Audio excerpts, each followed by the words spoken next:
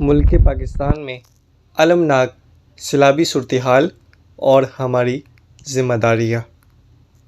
ملک عزیز پاکستان کے تمام صوبے اس وقت بارش اور سیلاب کی تباہ کاریوں کا شکار ہے، جس کی وجہ سے شدید جانی اور مالی نقصان کا سامنا ہے۔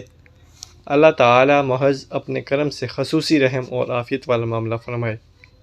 اس المناک صورتحال میں ہم میں سے ہر ایک درجہ ذیل کاموں کا اہتمام کرے، توبہ و استغفار کا کثرت سے اہتمام کرے، گناہوں سے کنارہ کش ہو کر تقویٰ کو شعار بنا لے، عافیت اور خیر کی دعاؤں کا اہتمام کرے، نماز کی طرف متوجہ ہو کر اللہ تعالیٰ سے مدد مانگے، ان آزمائشوں، آفات اور مصائب پر صبر کا مظاہرہ کرے، متاثرہ علاقوں کے ساتھ حسب استطاعت بھرپور تعاون کرے، بلکہ اس معاملے میں ایثار اور قربانی دینے کا جذبہ پیدا کرے۔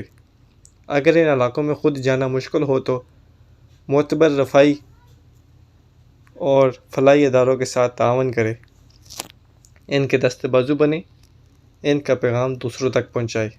اسی طرح اپنے عزیز و اقارب کو، اپنے متعلقین کو اور دیگر افراد کو بھی تعاون کرنے کی ترغیب دے۔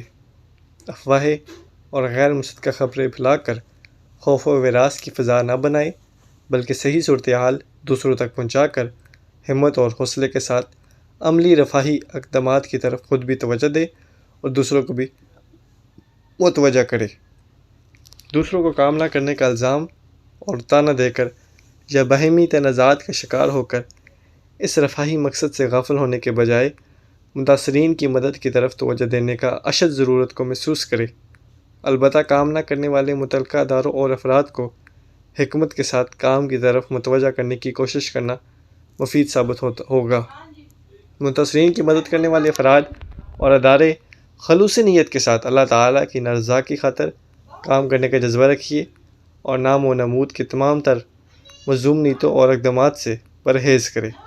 اسی کے ساتھ ساتھ منظم انداز میں متاثرین کی ضرورت کا خیال رکھتے ہوئے تعاون کی ترغیب دے اور امدادی اموال احتیاط کے ساتھ صحیح مصرف میں خرچ کرنے کا اہتمام کرے۔ رفاہی اداروں کے ساتھ تعاون کرنے والے حضرات غیر معتبر افراد اور اداروں کے بجائے معتبر اور قابل اعتماد اداروں اور افراد کے ساتھ تعاون کرے۔ اسی کے ساتھ ساتھ اس بات کا بھی اہتمام کرے کہ تعاون کرنے والے کا وہی طریقہ اپنائے جو اس ادارے کی جانب سے طے ہے، تاکہ فریب دینے والے عناصر سے بچا جا سکے۔ مزید اچھی سے اچھی ویڈیو کے لیے یوٹیوب چینل لازمی سبسکرائب کرے۔